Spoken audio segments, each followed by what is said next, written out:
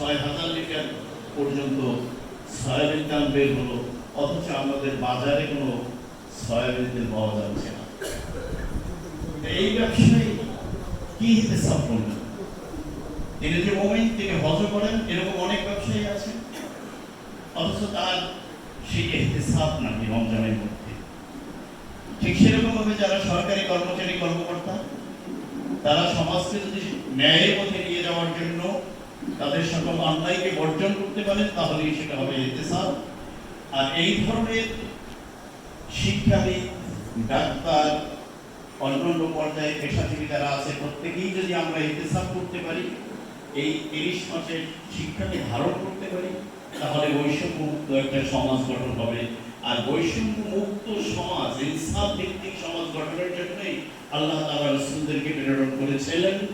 যেরকম আল্লাহ তাআলা বলেছেন, যে আয়াতটা আমি তেলাওয়াত করেছি, ফাকাদ আরসালনা রাসূলানা বিল বাইয়িনাতি ওয়া আনজালনা মা'আহুমুল কিতাবা ওয়াল মিজান লিয়াকুমান নাসু বিল কিসত। মানুষ যাতে ইনসাফ ভিত্তিক সমাজ প্রতিষ্ঠা করতে পারে, সেজন্যই আমি রাসূলদেরকে বাইয়িনা সহ প্রেরণ করেছি, তাদেরকে কিতাব দিয়েছি, মিজান দিয়েছি, একটা ভারসাম্যমূলক আইন এবং বিধান দিয়েছি। এখন আমরা সেটা কতটুকু অনুসরণ করতে পারলাম, সেই ইহতিসাব এই কোরআনের সাথে আমাদের সম্পর্ক কতটুকু গড়ে তুলতে পারছি। আমরা কোরআনকে তাকিয়ে রেখে দেই, সহিহ করে তেলাওয়াত করি, কিন্তু কোরআনকে বোঝা দরকার। রাসূল করিম সাল্লাল্লাহু আলাইহি ওয়াসাল্লাম বলেছেন, তোমরা কোরআন 3 দিনের কম সময়ে খতম করো না, 3 দিনের কমে খতম করো না, তাহলে তোমরা কোরআন বুঝবে না। আল্লাহ তাআলা নিজেও চেয়েছেন যে মানুষ কোরআন বুঝুক, তেলাওয়াতাহু হাক্কা তেলাওয়াতি। আল্লাহ তাআলা বলছেন, তাকে যারা যথাযথভাবে তেলাওয়াত করে তারাই মুমিন। এখন আমরা কি যথাযথ তেলাওয়াত করতে পারছি? কোরআনকে আমাদের জীবনে যথাযথভাবে অনুসরণ করতে পারছি? এই ইহতিসাব করার জন্য মাহে রমজান আমাদের প্রধান অতিথি সহ অন্যান্য অতিথিবৃন্দ আছে, তারা কথা বলবেন। আমি আজকে একটি সমাজ নির্মাণের জন্য, ইসলাম ভিত্তিক সমাজ নির্মাণের জন্য আপনাদেরকে দাওয়াত দিচ্ছি।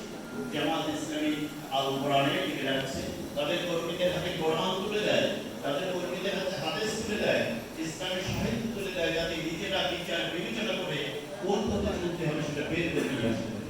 আসুন, একটা সমাজ, ন্যায়ভিত্তিক সমাজ প্রতিষ্ঠার জন্য আমরা আল্লাহ তাআলা সেই পথে চলা শুরু করি, যে পথে রাসূল এবং ওলিয়াল্লাহগণ চলেছেন।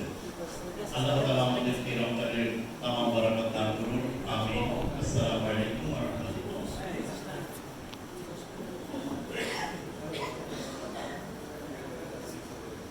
অসংখ্য ধন্যবাদ মাওলানা এসএম আব্দুর রহমান ভাইকে।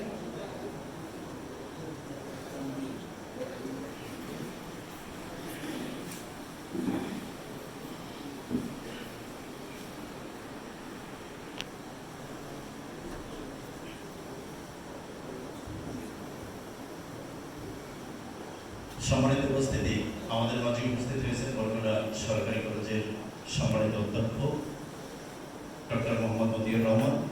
আমি তাকে শুভেচ্ছা বক্তব্য দেওয়ার জন্য অনুরোধ করছি। সংক্ষিপ্ত